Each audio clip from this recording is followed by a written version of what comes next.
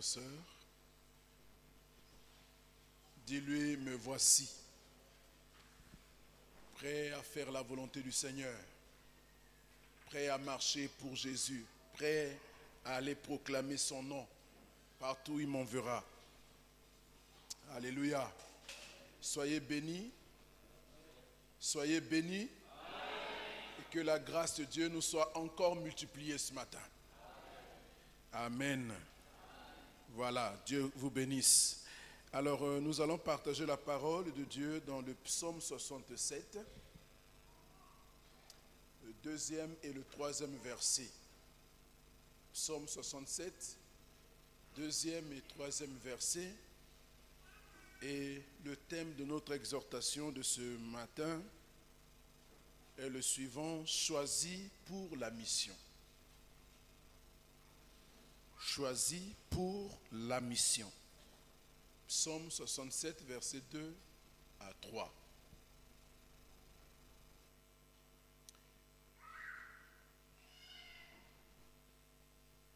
Que le Seigneur, que Dieu nous fasse grâce, qu'il nous bénisse, qu'il nous regarde avec bonté, afin que sur la terre, l'on reconnaisse comment tu interviens et que dans toutes les nations, on voit comment tu sauves. Je reprends la lecture. Que Dieu nous fasse grâce, qu'il nous bénisse, qu'il nous regarde avec bonté, afin que sur la terre, on reconnaisse comment tu interviens et que dans toutes les nations, on voit comment tu sauves. Amen. Alléluia. Alors, ce psaume est une suite logique du psaume 66. Dans celui-là, le psalmiste se réjouit de la délivrance et de la grâce que Dieu lui a faite. Et il réitère donc cette prière dans le chapitre 67, dans cette prière-là, il demande la grâce de Dieu, il demande aussi la bénédiction de Dieu, il demande que Dieu tourne son regard vers lui, de sorte que partout sur toute la terre, l'on reconnaisse comment est-ce que Dieu intervient et que les peuples sur la terre voient comment Dieu sauve les humains. Alléluia. Et je voudrais dire que le psaume 67 est un psaume éminemment missionnaire. Parce que dans ce psaume, on voit comment Dieu jette un clin d'œil sur l'humanité.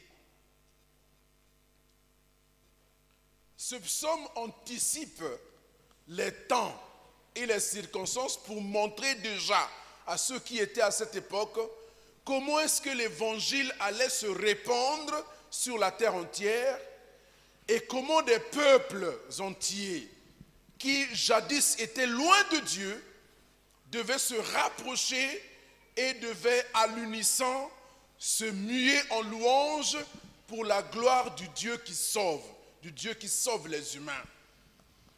Et nous avons au travers de ce texte comment est-ce que le psalmiste entrevoyait à travers les âges comment les peuples du monde entier, ce que nous sommes en train de voir aujourd'hui, ce que nous vivons aujourd'hui, à l'instant où nous sommes en train de nous réunir ici, à beaucoup d'autres endroits de la terre, des gens sont aussi en train de se rassembler, en train de célébrer le même Dieu que nous, avec la seule motivation, il les a aussi sauvés autant qu'il nous a sauvés.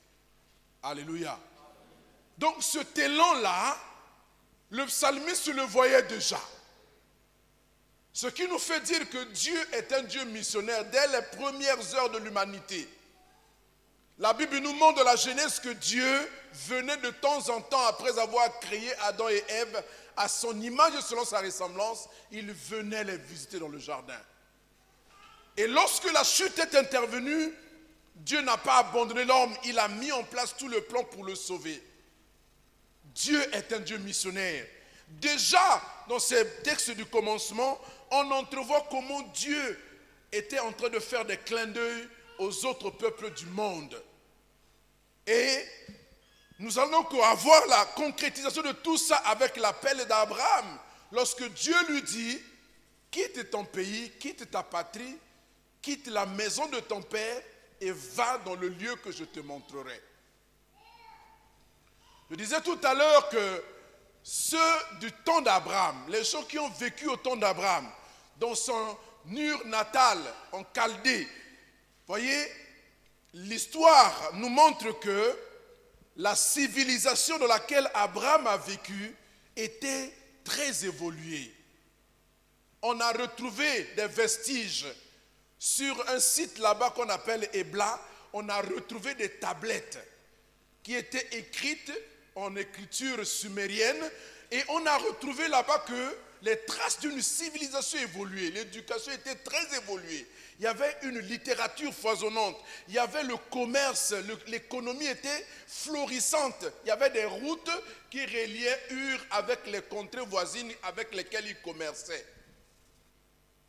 Donc Abraham et Sarah ont vécu dans une société évoluée. On a trouvé des traces des palais royaux de l'époque, on a trouvé des vestiges, des salles de classe, des bibliothèques.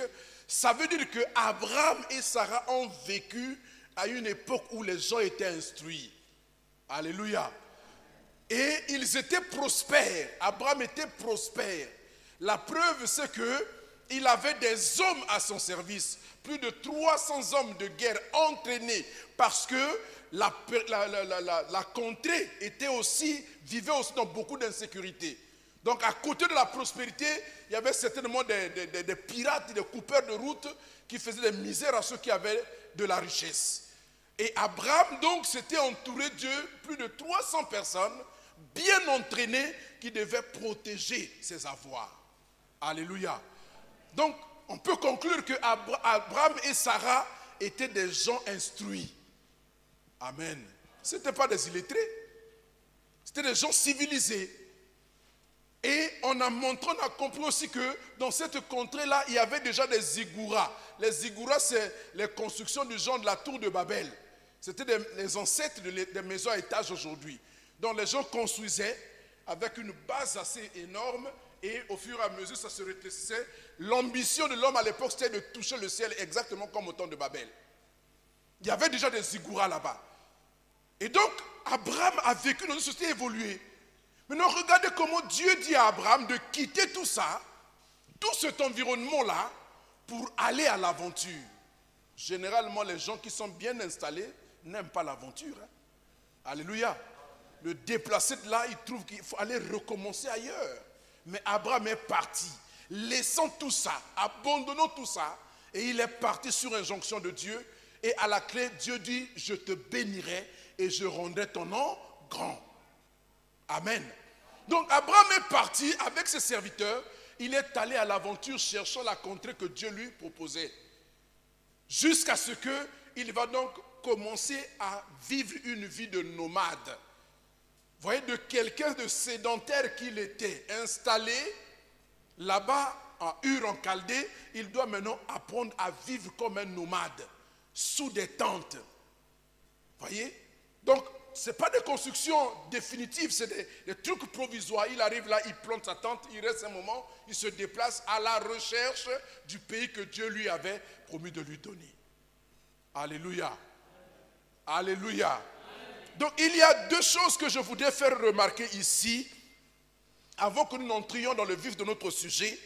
C'est que lorsque Dieu bénit quelqu'un, parce que dans ce texte nous avons vu comment le psalmiste prie, il demande à Dieu de lui faire grâce, de tourner son regard sur lui et de le bénir. Il demande trois choses: que Dieu nous fasse grâce, qu'il nous bénisse et qu'il nous regarde avec bonté. Trois choses que le psalmiste demande Mais pourquoi il demande ces choses? Alléluia. Vous voyez, ici nous avons l'intelligence de l'esprit pour comprendre à quoi servent les choses que nous demandons à Dieu. Quand même tu pries pourquoi? Qu'est-ce qui te motive? Quand tu demandes des choses à Dieu, quelle en est la motivation? Tu demandes ça pourquoi? Pour ton orgueil personnel, pour ta satisfaction personnelle, ou alors pour atteindre les desseins de Dieu. Regardez la suite, il dit quoi? Il dit afin que, donc il demande ces trois choses, afin que la terre, sur la terre, on reconnaisse comment tu interviens. Alléluia. Quand Dieu doit bénir quelqu'un qui n'était rien et qui lui confère une certaine notoriété, comme il a dit à Abraham, je te bénirai, je rendrai ton nom grand. C'est pour quel but? C'est pour que les hommes qui le voient, les gens qui le remarqueront, puissent se rendre compte de celui qui est l'auteur de sa bénédiction. Alléluia.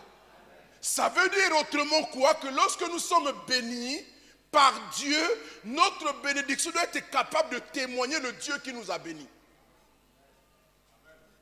Et souvent nous avons pris les bénédictions de Dieu pour nous accaparer et en faire notre propriété. Et refusons aux autres d'avoir accès à cela. Or la bénédiction d'ici, du psalmiste, il demande, il dit, afin que sur la terre, on reconnaisse comment tu interviens, premièrement. Deuxièmement, et que dans toutes les nations, l'on voit comment tu sauves. Quelle est cette bénédiction que tu demandes si elle n'a pas pour finalité le salut des autres? Alléluia. Que Dieu me bénisse, que Dieu me fasse grâce, me garde en bonne santé. Pourquoi? Afin que les autres voient que Dieu m'a béni et qu'ils voient comment Dieu est intervenu dans ma vie pour me sortir d'une situation difficile. Et qu'ils reconnaissent comment Dieu sauve les humains. Si ta bénédiction n'est pas pour la gloire de Dieu, c'est une fausse bénédiction. Alléluia. Alléluia. Donc ici nous voyons, nous devons recentrer, nous devons recomprendre nouvellement ou différemment le but de tout ce que nous demandons à Dieu. Ah ça. Alléluia. Alléluia. Même nous sommes même au cœur, à la base même, à la racine même de nos prières. Pourquoi prions-nous? Quelle est la motivation de nos prières, de nos requêtes particulièrement? La deuxième chose que je voudrais relever ici, c'est que la bénédiction de Dieu a un lien étroit avec l'œuvre missionnaire. Comme vous voyez ici, il dit, afin que sur la terre, toute la terre, reconnaisse comment tu interviens. Quelle ambition!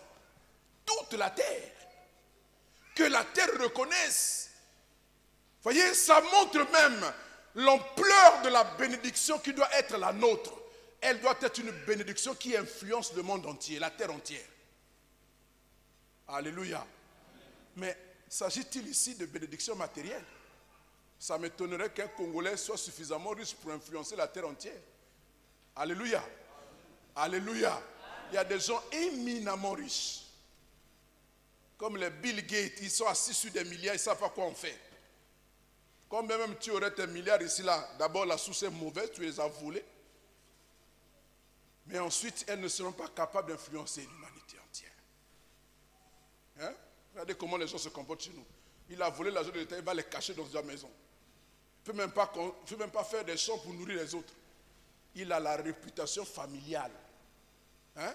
Donc on le connaît seulement à l'échelle de sa famille. Réputation, même quartier, c'est trop. Alléluia. Alléluia. Oh Dieu ici, la bénédiction de Dieu a une réputation mondiale, terrestre. Quand Dieu veut te révéler, le monde te connaîtra. Le monde entendra parler de toi. Pas par les moyens des hommes, mais Dieu lui-même te révélera. Alléluia. Et quand Dieu révèle quelqu'un, il ne peut pas passer inaperçu, je vous assure. Afin que sur la terre, on reconnaisse comment tu interviens. comment Dieu est intervenu dans ma vie, comment il est intervenu dans la tienne, et qu'est-ce que l'intervention de Dieu a produit.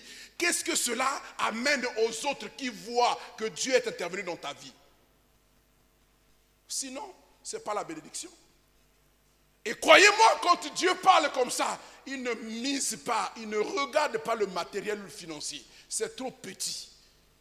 Dieu regarde ce qui est spirituel. Ce qui est capable d'influencer les autres, c'est ce qui est spirituel. Ce qui touche au-delà du temps, au-delà des circonstances, au-delà de ce que les hommes voient. Ça dépasse la réputation. Regardez un homme comme Abraham. Hein? Même s'il a vécu, elle est reculée. Mais regardez comment nous sommes obligés d'apprendre Abraham, d'étudier Abraham. Sur la terre entière, les gens lisent la Bible et connaissent l'histoire d'Abraham. Parce que Dieu l'a béni. Parce que Dieu est intervenu dans sa vie. Parce que Dieu a agi dans sa vie. Et tout le monde voit comment Dieu l'a sauvé. Alléluia. Donc, la bénédiction de Dieu dans la vie de quelqu'un apporte pour cette personne un surcroît de responsabilité.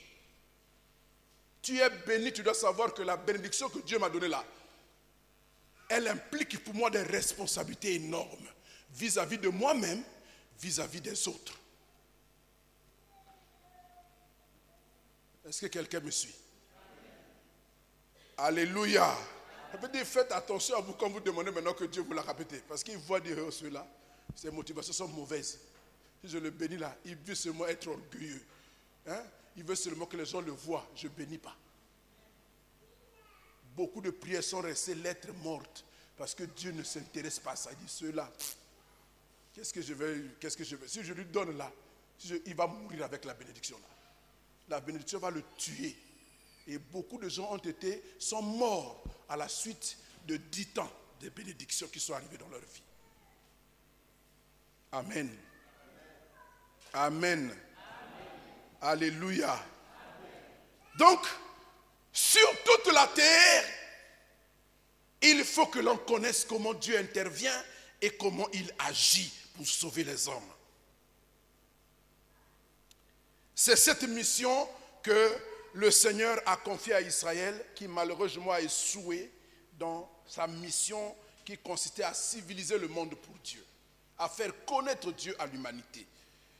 Et donc, au travers de ce texte, nous voyons comment l'œuvre missionnaire se profilait déjà. Comment Dieu voyait déjà. Comment la bénédiction qu'il accorderait à son peuple Israël devait faire tache d'huile dans le monde entier pour que les gens connaissent Dieu. Et c'est la mission que Dieu avait donnée à Israël. Qu'à travers Israël, les autres nations de la terre viennent à connaître Dieu. Amen. Et cette mission qu'Israël n'a pas pu accomplir, Dieu l'a prise et l'a donnée à l'Église. Israël a échoué, alors Église, lève-toi et prends la place. Mais malheureusement, l'Église est en train de faire même pire qu'Israël. C'est pourquoi Dieu dit, s'il n'a pas ménagé l'olivier franc, que fera-t-il de l'olivier sauvage que nous sommes? S'il n'a pas hésité à punir son peuple à cause de sa désobéissance, il fera la même chose avec nous si nous n'obéissons pas. Pourquoi? Pour toi, devenir chrétien, ce n'est pas une sinécure, c'est une grosse responsabilité. Vivez votre foi avec l'arrière-plan que vous êtes responsable devant Dieu du salut des autres. Et votre conduite au quotidien, que votre marche de tous les jours doit être conforme à la volonté du Seigneur pour que vous n'ayez pas à répondre un jour devant Dieu, de vous être conduit mal après avoir connu Dieu et que vous ayez donné des prétextes aux autres de ne pas croire à Dieu à cause de votre mauvaise conduite. Si c'est seulement à cause de toi là, je regarde encore ça la terre. Toi tu pries, tu fais comme ça là. Moi je ne peux pas venir à l'église. C'est ça que ton Dieu, c'est comme ça. Moi je ne viendrai pas. Tu deviens la cause et tu es responsable de ces âmes-là quand elles mourront sans Dieu. Ah, Alléluia. Donc ce texte nous ouvre directement la porte pour voir que Dieu est un Dieu missionnaire. Il nous appelle. Il nous a choisis pour la mission. Qui que nous soyons, où que nous soyons, quoi que nous fassions sur la terre, Dieu bénit de plusieurs façons. Quand Dieu vous donne d'avoir une position dans la société, d'avoir une place importante dans la société, c'est pour que vous puissiez influencer les autres, afin que sur toute la terre, on reconnaisse comment tu interviens. Quel que soit l'endroit où tu es, quel que soit ce que tu fais, ça peut paraître petit au départ. Mais si tu intériorises la pensée de Dieu et tu conformes ta vie, Dieu va commencer à te donner de l'influence sur d'autres. Dieu va commencer à impacter au travers de sa modeste personne. Dieu va commencer à parler au travers de ta petite voix. Parce que tu te disposes. Dieu désire sauver. Il désire intervenir dans la vie de tous les hommes. Mais il faut des gens au travers desquels, des véhicules par lesquels il va travailler. Et nous sommes ces véhicules-là. Nous sommes ces moyens-là. C'est pourquoi tu dois prier, évidemment, que Dieu te fasse grâce. Alléluia. Parce que vivre la vie chrétienne comme Dieu le veut, c'est une grâce aussi. Nos efforts ne suffiront pas. Il faut que Dieu nous aide lui-même. Que Dieu nous bénisse, évidemment, des bénédictions spirituelles d'abord, pour que nous puissions connaître qui il est, pour que nous puissions marcher comme il veut, pour que nous puissions faire sa volonté, satisfaire son cœur. Déjà, par l'œuvre de la croix, nous avons été adoptés par Dieu, nous avons été élus, rachetés par le sang de l'agneau. Et nous avons acquis une position, fils de Dieu. Alléluia. Et tout l'héritage de Dieu, les bénédictions spirituelles, Dieu a renouvelé notre intelligence. Il nous a donné une nouvelle sagesse pour que nous comprenions les voies de Dieu et soyons capables d'accomplir la volonté de Dieu au quotidien de notre marche. Nous sommes bénis. Ce n'est pas une affaire d'argent, ce n'est pas une affaire de biens matériels, c'est d'avoir une affaire de relation avec le Créateur, de communion avec le Créateur. Je connais Dieu. Alléluia. Je l'aime et je le sers de tout mon cœur, avec une conscience pure. Je vis ma vie chrétienne, je marche et Dieu est avec moi. Je suis béni, non des bénédictions matérielles seulement, parce que ça c'est éphémère, c'est passager, ça s'arrête avec le temps. Mais ce qui est spirituel est éternel. Ça ne s'arrête jamais. Vous entendez? Ça commence ici, ça va nous poursuivre jusque dans l'éternité. Parce que nous connaissons Dieu. Alléluia. Donc nous sommes au bon endroit. Nous devons prier que Dieu nous bénisse. Mais des bénédictions spirituelles. Nous devons prier que Dieu nous fasse grâce. Pour que notre vie parle aux autres. Nous devons prier que Dieu tourne son regard sur nous. Et qu'il nous fasse du bien. Abraham a obéi et Dieu l'a béni.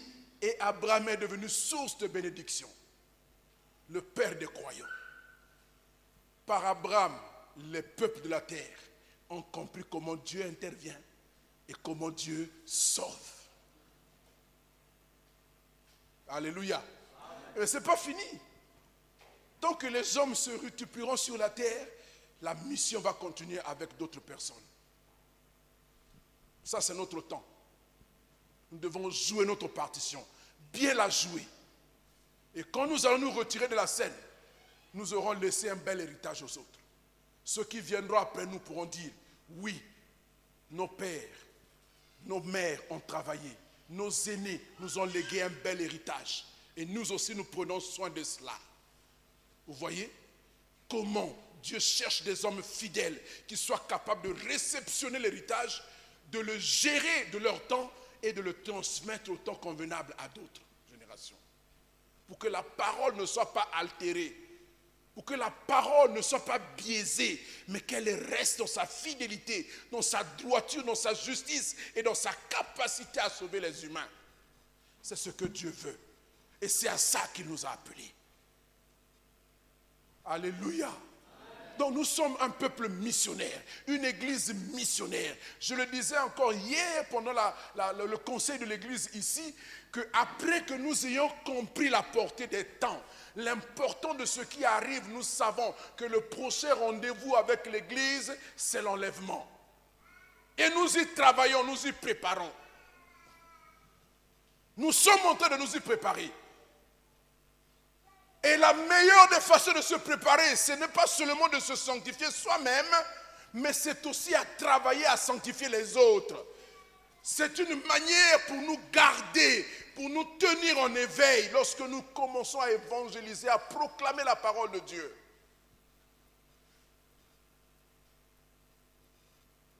Et si nous ne le faisons pas, bien sûr, Dieu va utiliser d'autres personnes. Le travail qui aurait dû être fait par nous, Dieu va le faire par d'autres. Et nous n'aurons que nos yeux pour pleurer. Et pourtant je savais. Et pourtant Dieu m'avait dit.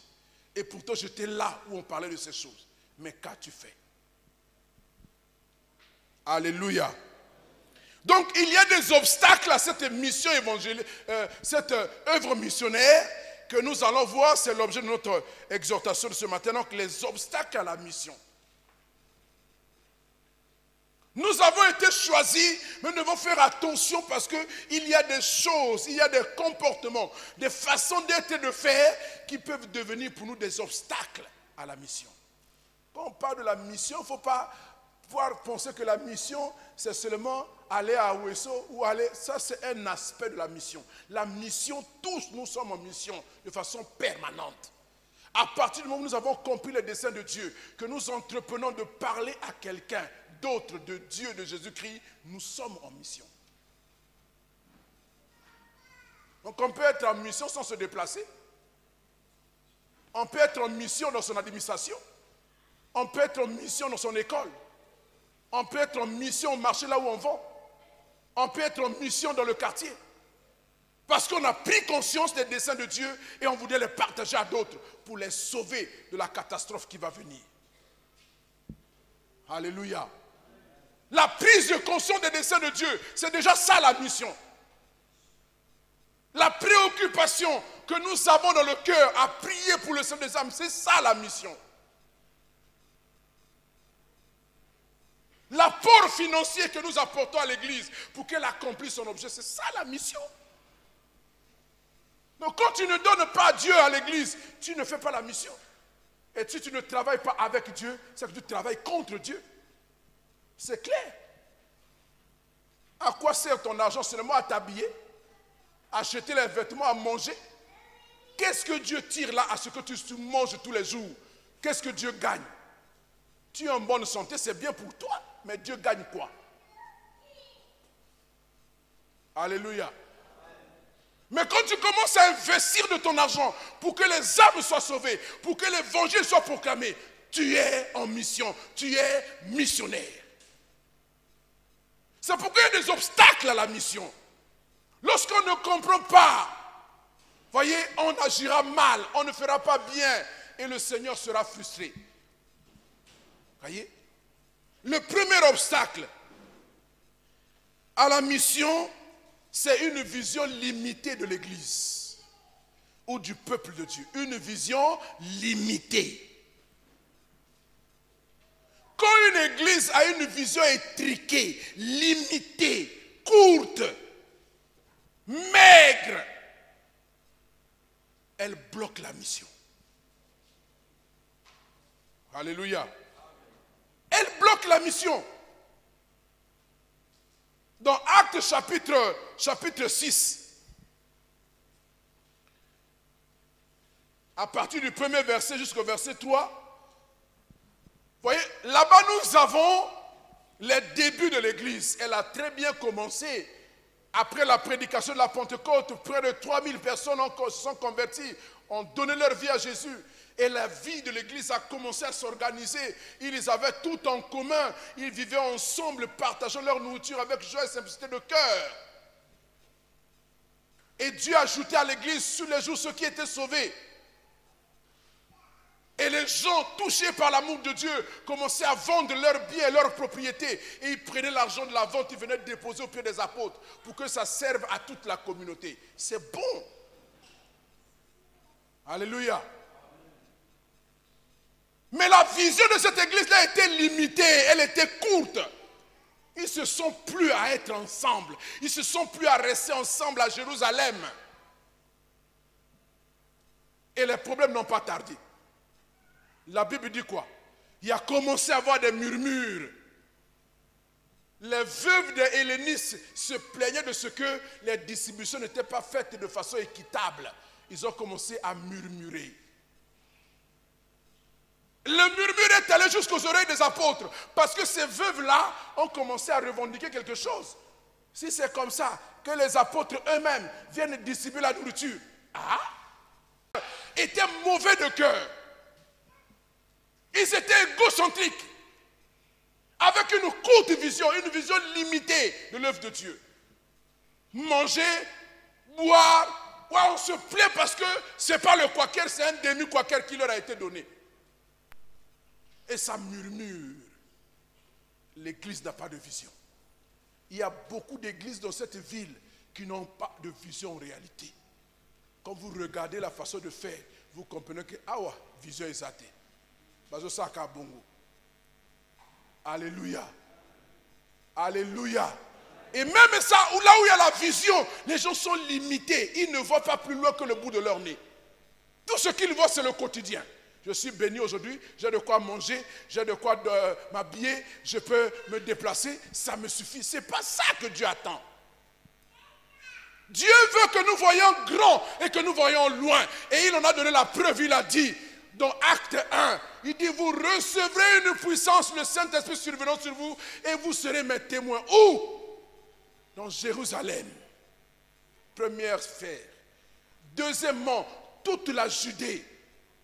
Troisièmement, le territoire voisin de la Samarie. Vous voyez, la Samarie, ça veut dire les territoires voisins, au-delà de la Judée.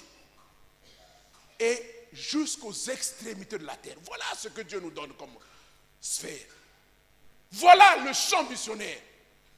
Voilà notre champ. Alléluia. Mais la vision limitée nous empêche de voir tout ça. Et on se rétrécit seulement à Jérusalem.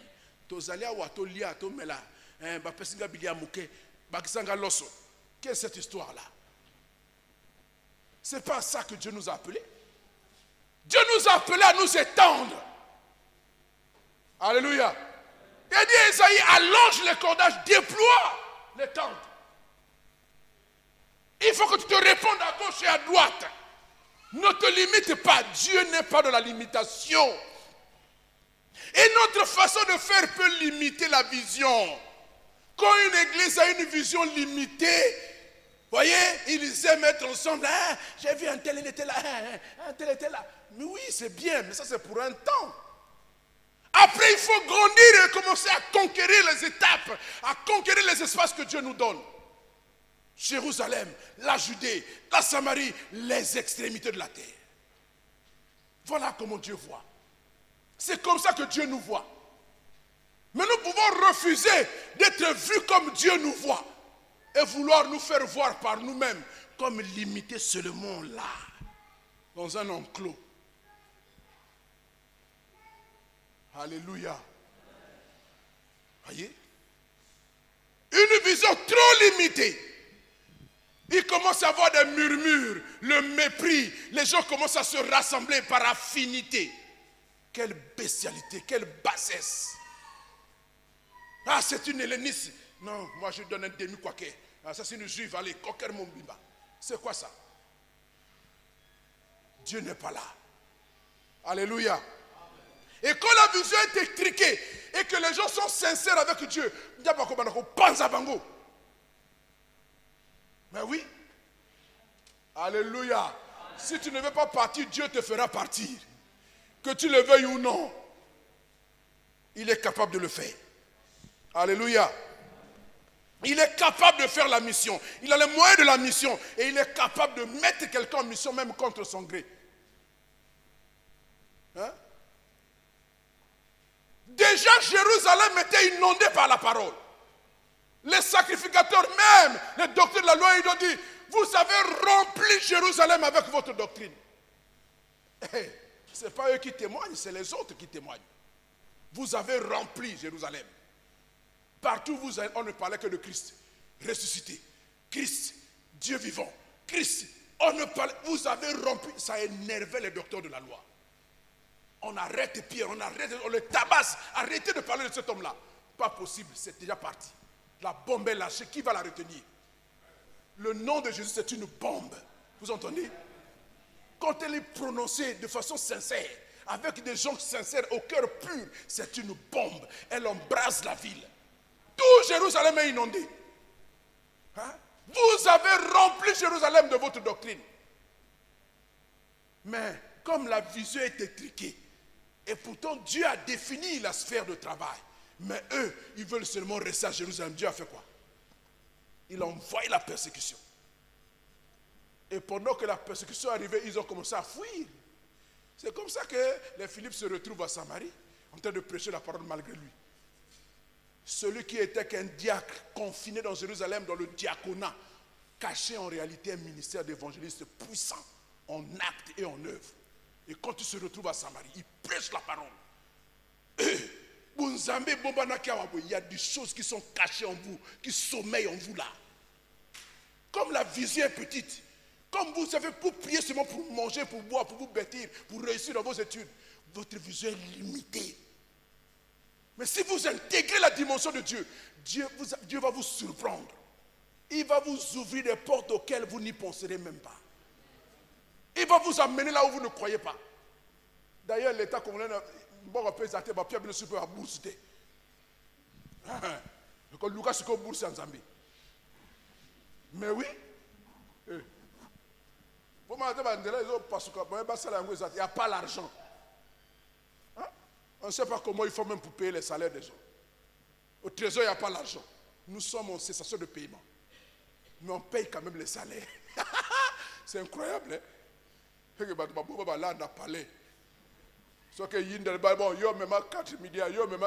n'est pas mis. Mais comment vous faites?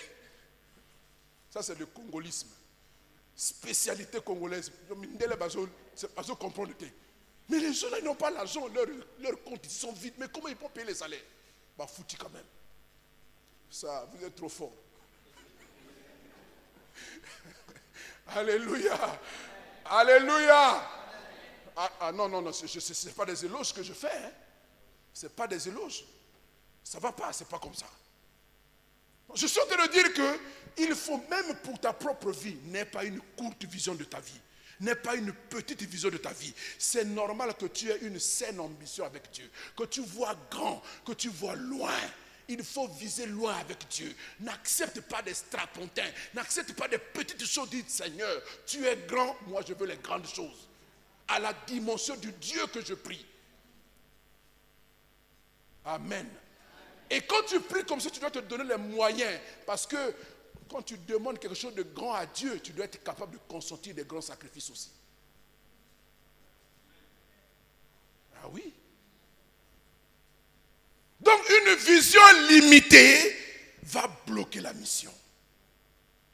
Au lieu que les gens sortent, les gens ont tendance à se confiner, à se plaire dans leur position. Mais comme Dieu est sincère avec ce qu'il fait,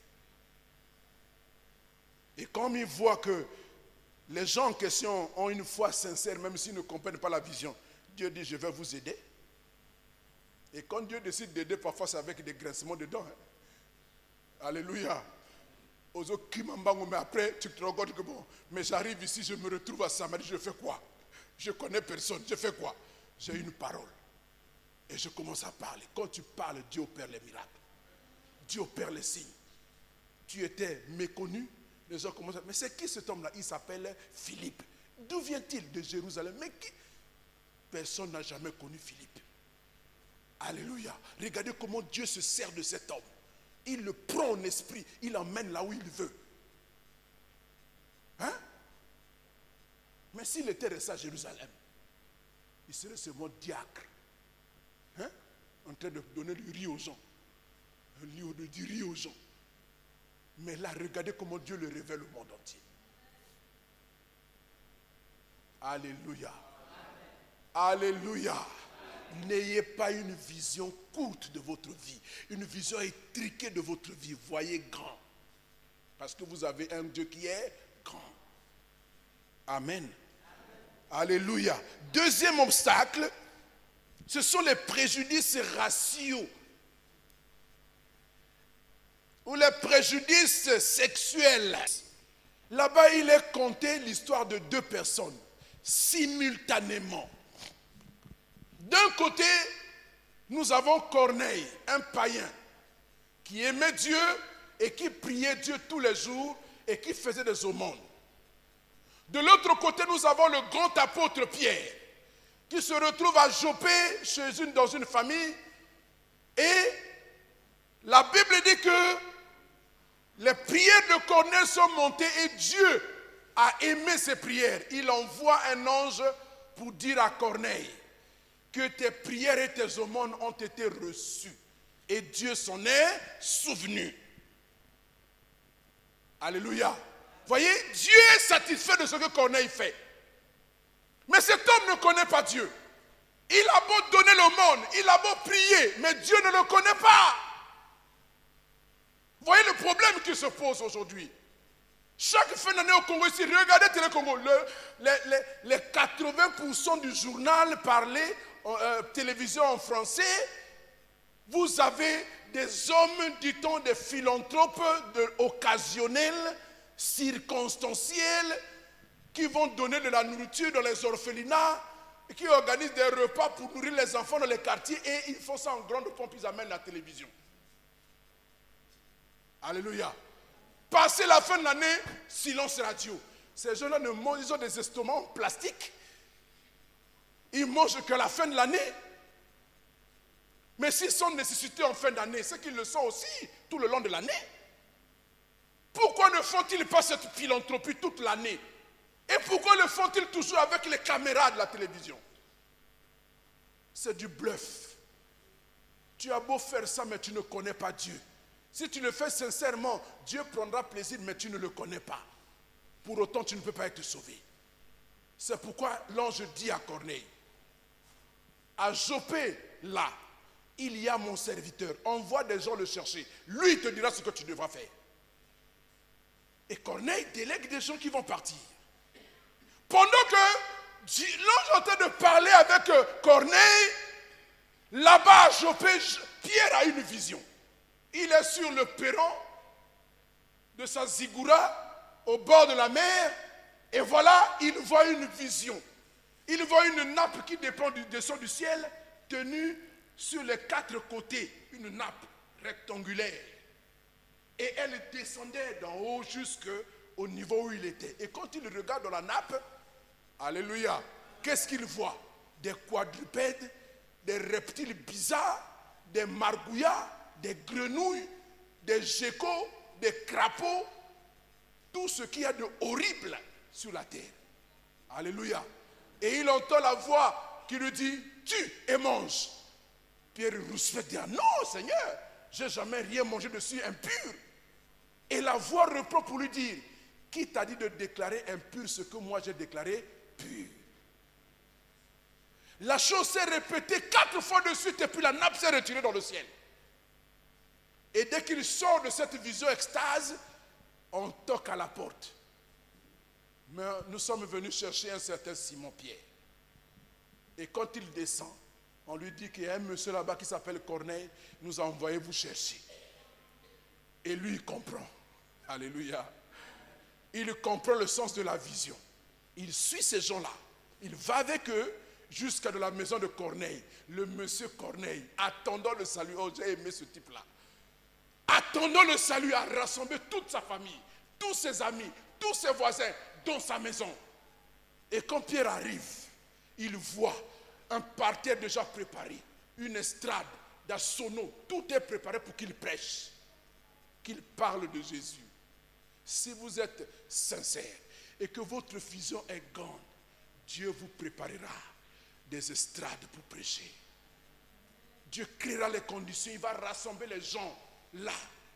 Comme moi je dis toujours, ah Seigneur, quand tu me donnes l'occasion de parler de toi, je fais comme si c'était la dernière fois de ma vie de parler de toi. Alléluia. Et Pierre a commencé à parler de Jésus-Christ. La vision lui revient. Il dit, ah, ces gens-là, c'est des païens, c'est des gens impurs. C'est la vision que j'ai compris. Alors il présente Jésus. Il n'a pas fini de parler. Il avait à peine commencé à parler que le Saint-Esprit est descendu sur les gens qui écoutaient. Ils sont remplis. Ils commencent à parler en langue. Ah! Comment est-ce possible? Mais ce sont des impurs. Comment ils peuvent recevoir le baptême du Saint-Esprit? Les préjugés. Les préjugés. Dieu ne fait exception de personne.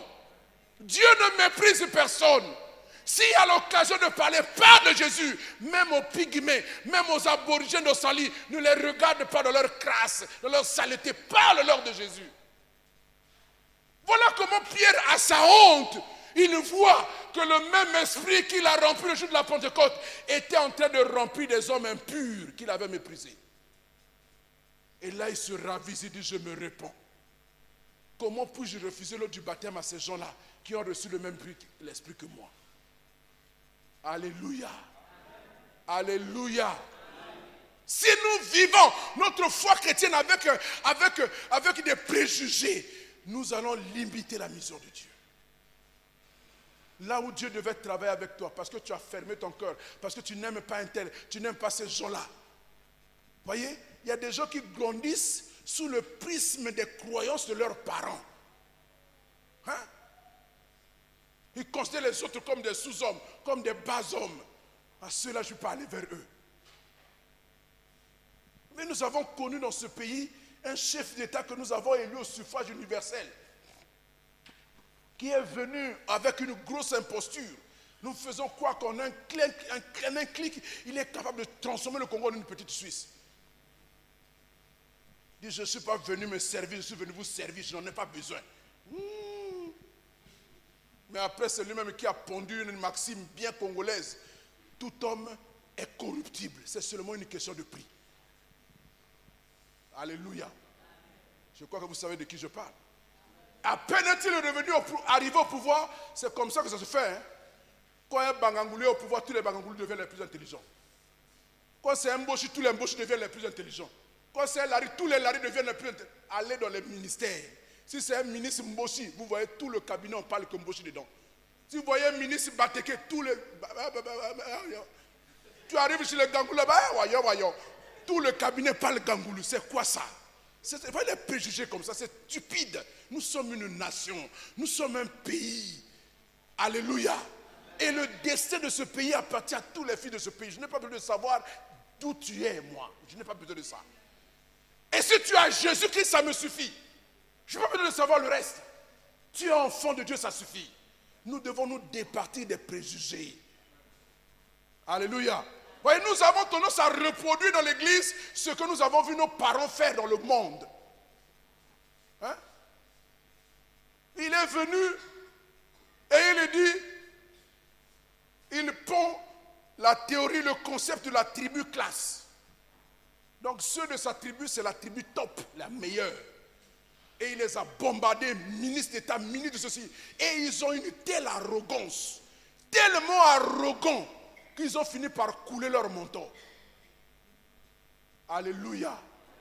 Ce qui est mauvais ne prospère pas, parce que Dieu veille. Même sur ce monde, parce que nous sommes son peuple, nous sommes une nation. Dieu veille, il y a des choses que Dieu ne permet pas qu'elles se fassent à cause de nous. Non, on n'a pas besoin d'avoir une vision intriquée, une vision réduite. Parce que Dieu, il a tendu les mains à tous les peuples de la terre. Alléluia. En Christ maintenant, il n'y a ni plus ni esclave, ni homme libre. Il n'y a plus ni juif, ni grec. Tous, nous avons la même valeur. Alléluia. Alléluia. Vous savez que l'évangile de Jésus-Christ a bénéficié de certains atouts que la société romaine a laissés à l'humanité. Vous voyez, ces empereurs romains qui étaient des païens, ils avaient quand même mis en place des lois qui garantissaient l'égalité de tous. Alléluia. Les lois romaines considéraient tous les hommes au même niveau. Il n'y avait pas de sous-hommes. Quand vous avez la nationalité romaine, vous êtes sur le même pied d'égalité, qui que vous soyez, où que vous soyez. Alléluia. Et la paix romaine garantissait les mêmes conditions de sécurité à tous les citoyens romains, quel que soit le territoire où vous pouvez être. Donc, ça garantissait certaines choses. Et quand l'évangile arrive, elle trouve déjà un environnement qui était préparé par les Romains et ça a permis que l'évangile puisse partir n'importe où. Les Romains avaient fait des routes, c'est comme ça que les Paul et les Pierre ont circulé sur ces routes-là pour propager l'évangile. Il y avait des voies maritimes, ils ont pointé ça. Vous voyez comment Paul est allé faire naufrage parce qu'il y avait des routes maritimes. Alléluia. Donc nous ne devons pas avoir une vision réduite, on doit voir grand. Parce que notre Dieu est grand. Vous n'avez pas besoin de vous attacher à votre petite tribu, à votre petite famille, à votre petite réunion. C'est trop petit. Dieu nous ouvre les portes du monde. Vous entendez? Votre famille, si vous appelez, je ne sais pas moi, Mbessa, mais Mbessa, on les trouve où? C'est seulement au Congo? Et même au Congo, c'est où? Ça représente quoi? Zéro, rien du tout. Mais maintenant, comme Mbessa est affilié à Jésus-Christ, un Mbessa jésunisé. Alléluia. Regardez toutes les choses que Dieu m'ouvre. J'ai une famille mondiale. Je me retrouve quel que soit l'endroit. Il suffit que je commence à parler. Ça c'est pasteur. Alléluia. Voilà ce que Dieu fait pour nous. Pas de préjugés, s'il vous plaît. Ne regardez pas les gens par rapport à leur taille ou à leur savoir ou à leur niveau d'instruction. Regardez cet homme-là comme ayant Jésus-Christ en lui. Il a des ressources.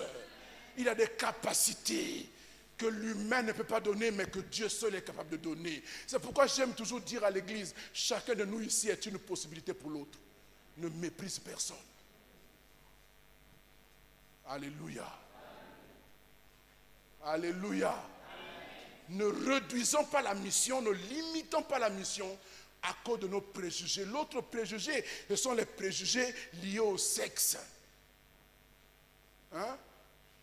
Que les hommes sont meilleurs que les femmes.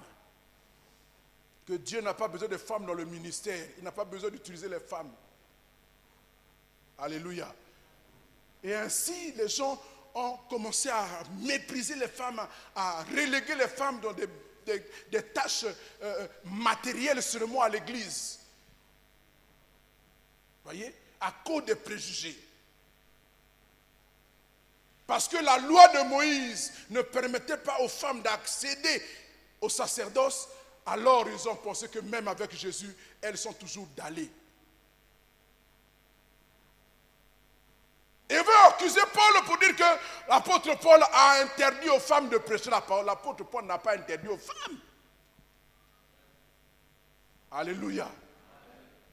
Les lettres de Paul ou les épîtres de façon générale, ce sont des lettres de circonstance. Ça veut dire quoi? Ça veut dire que c'est des choses qui ont été écrites pour des besoins précis, pour un contexte précis, pour une circonstance précise. Donc quand on lit quelque chose qui a tendance à vouloir contrarier le reste du message de la Bible, alors allez chercher dans le contexte. Qu'est-ce qu'il a voulu dire?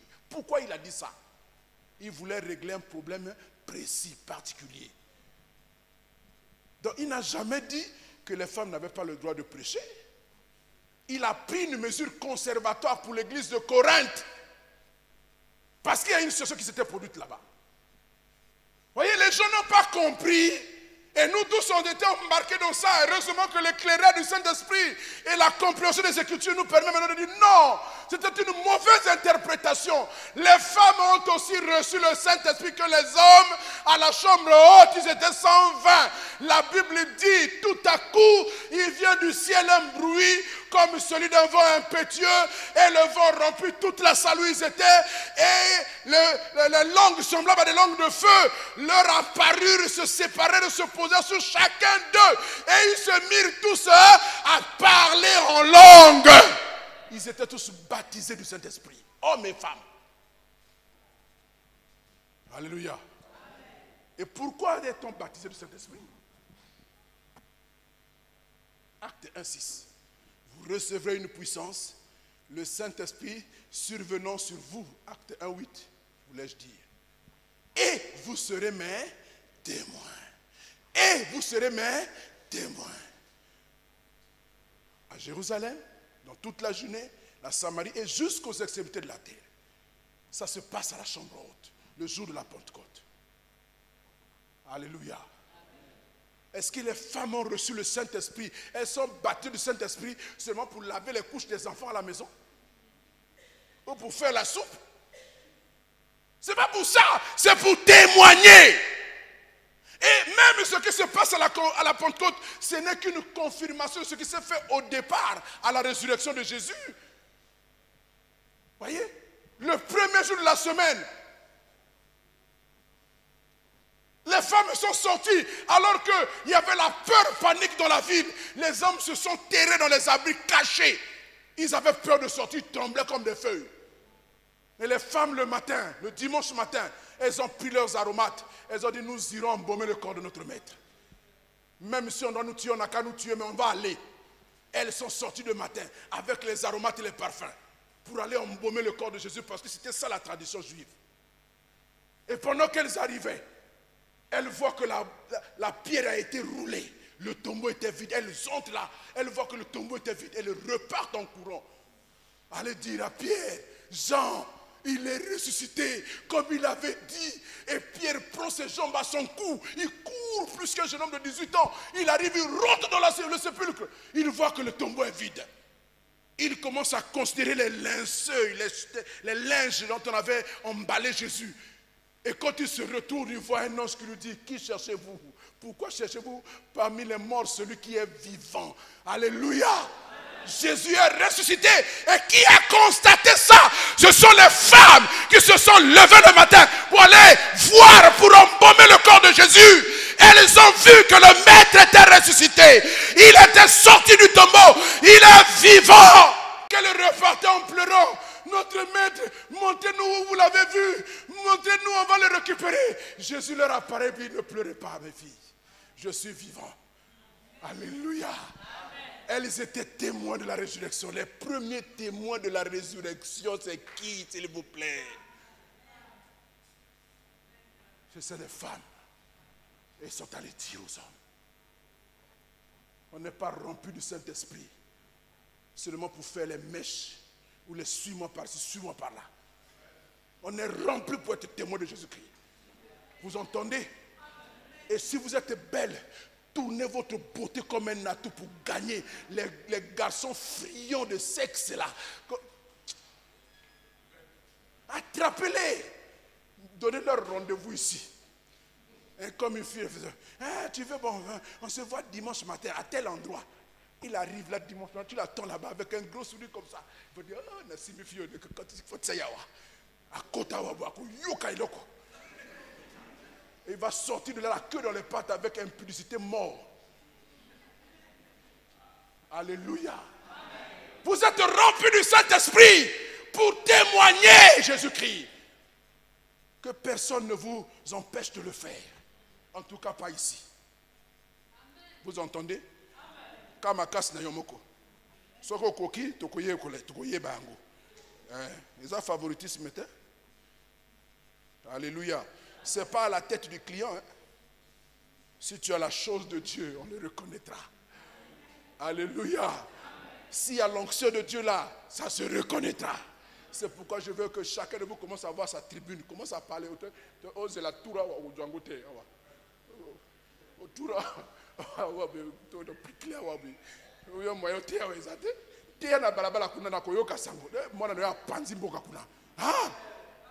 Je vais venir voir, je vais en cas, je vais. Ah! 2 millions comme yaka na ponga yo. Alléluia. Mais oui, c'est comme ça. C'est comme ça. Alléluia. Oh, atterrir, ça déjà miné. Yo, les kawabi.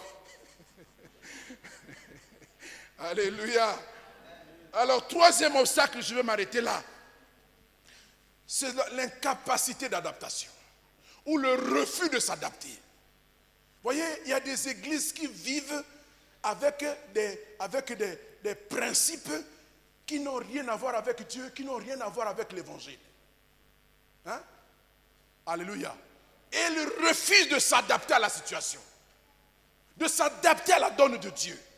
Exactement comme au temps des apôtres. Actes chapitre 15, verset 1er et verset 19. Acte 15, verset 1er. On dit quelques hommes venus de Judée, avec chef comme chef-lieu ou capitale Jérusalem. Donc ils sont venus de Jérusalem. Arrivèrent à Antioche de Syrie. Ils enseignaient les frères en disant: si vous ne vous faites pas circoncire comme Moïse l'a prescrit, vous ne pouvez être sauvés. Ah! Jésus a payé de sa vie, son sang a coulé, il est mort pour nos péchés, il est ressuscité pour notre justification. Et c'est par grâce que nous sommes sauvés au moyen de la foi. Voilà que ces gens-là venus de Judée, les judaïsants, ils viennent prêcher aux frères d'Antioche qui avaient reçu le bon message. Oh mes amis, vous avez beau recevoir Jésus, mais il vous faut aussi vous circoncire, sinon pas de salut pour vous. Les gens étaient troublés, panique. Verset 19.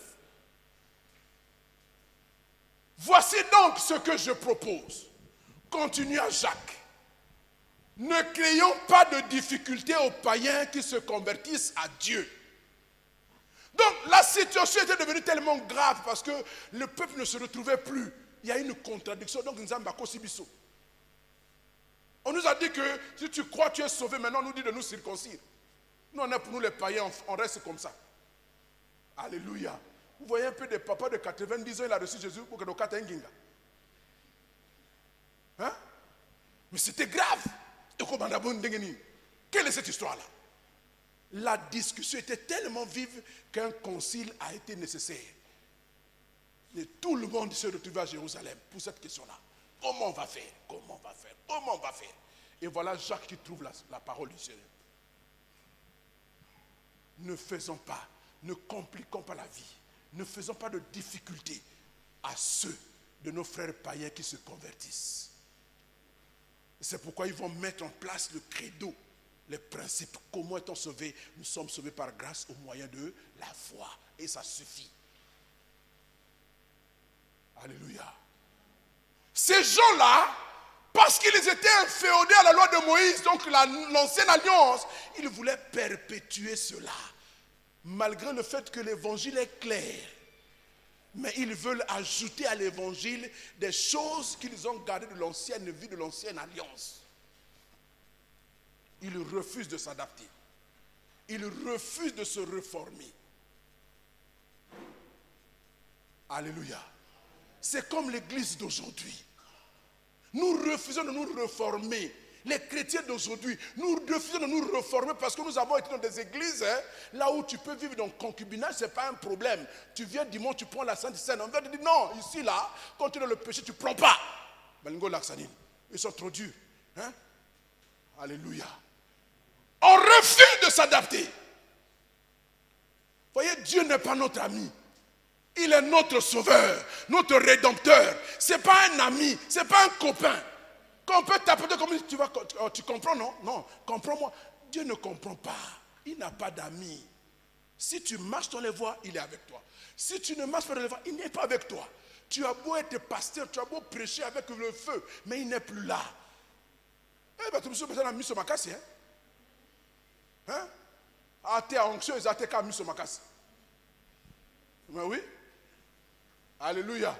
Mais quand Misomaka s'est piclé, il a pris l'église en otage, la chair en otage, c'est ma chair à moi. J'ai entendu un pasteur en train de dire, église est comme regardez-moi comment les gens parlent. Hein? Refus de se réformer, refus de s'adapter à la situation. Dieu n'est pas notre ami. Il a donné sa parole, nous devons suivre. Si tu ne suis pas, tu es disqualifié. Qui que tu sois. Alléluia. Aucune position du monde ne peut équivaloir à une position dans l'église. Quand tu arrives à l'église ici, tu dois recommencer à zéro. Même si tu es mini, tu es bébé spirituel.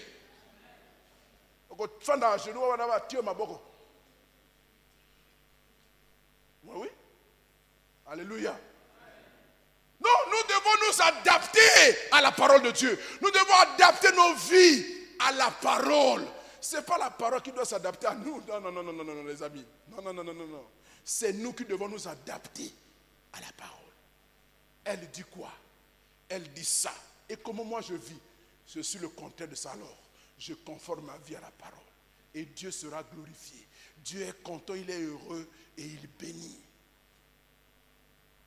Alléluia. Beaucoup de gens ici sont des rebelles. Ils viennent à l'église, mais ils ne sont pas nés de nouveau, ils ne sont pas régénérés. C'est pour ça que quand vous voyez, dès que quelque chose arrive, vous le voyez, tout le vieil homme reprend de place, gaillardement. Vieil homme à Fandawana. Hein? Vous connaissez qui je suis, moi? Et moi, quand j'étais, toi, tu ne peux pas parler avec moi. Hein? Toi, tu me vois là, toi, tu me vaux. Toi, tu vaux quoi même? Hein? Refus de se réformer. On veut transférer les honneurs qu'on avait dans le monde. On veut qu'on nous honore à l'église comme ça. Non! Il n'y a pas d'exception. Nous sommes tous logés à la même enseigne. Dénominateur commun Jésus-Christ.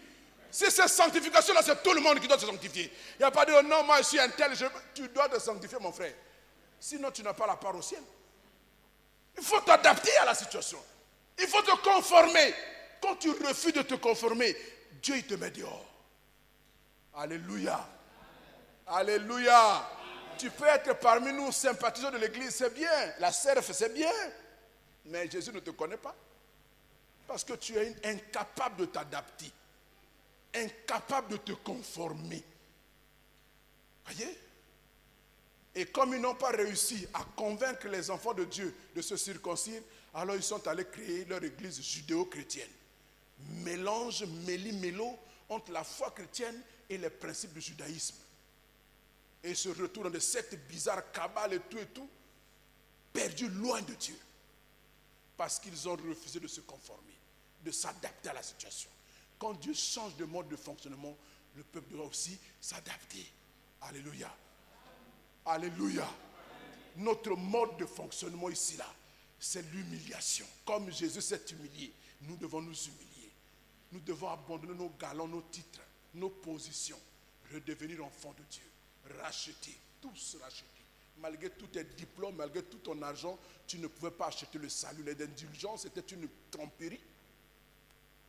Il faut être sauvé par grâce. Tu ne payes rien. C'est pour ça que Dieu n'a pas voulu que ça soit coûteux.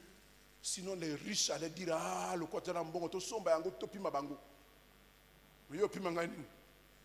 Alléluia. Si c'était payant, je vous assure, il y a des gens qui paieraient pour m'écouter ici. Tu n'aurais même pas à avoir la place là. Hein? Ils allaient accaparer les places. Oui, c'est nous les gens sérieux, nous avons l'argent, laissez-nous écouter l'évangile. Mais Dieu a mis ça gratos. Et comme ils n'aiment pas les choses gratuites, parce qu'ils veulent montrer leur ego, ils ne veulent pas s'adapter. C'est pour ça qu'ils refusent l'évangile.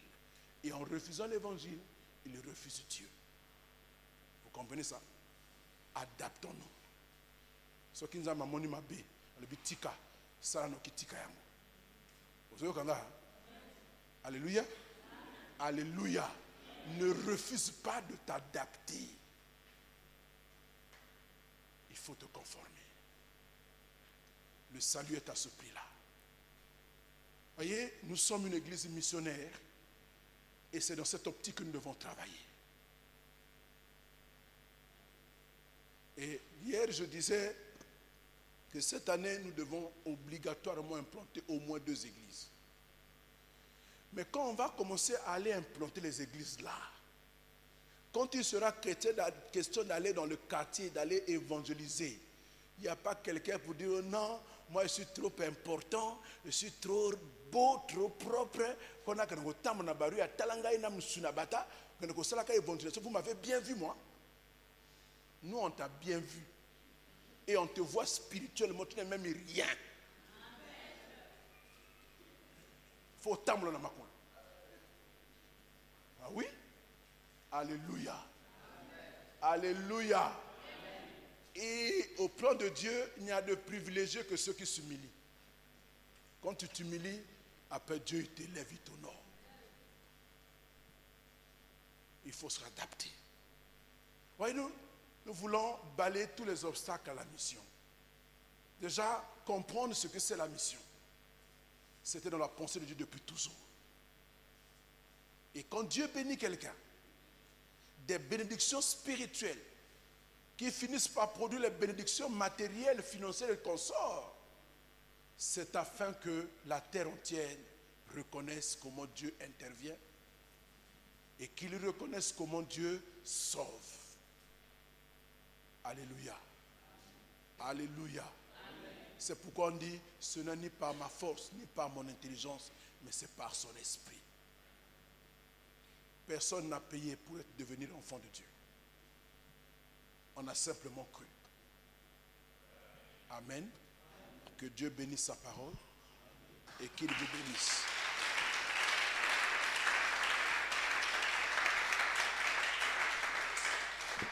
Ma foi.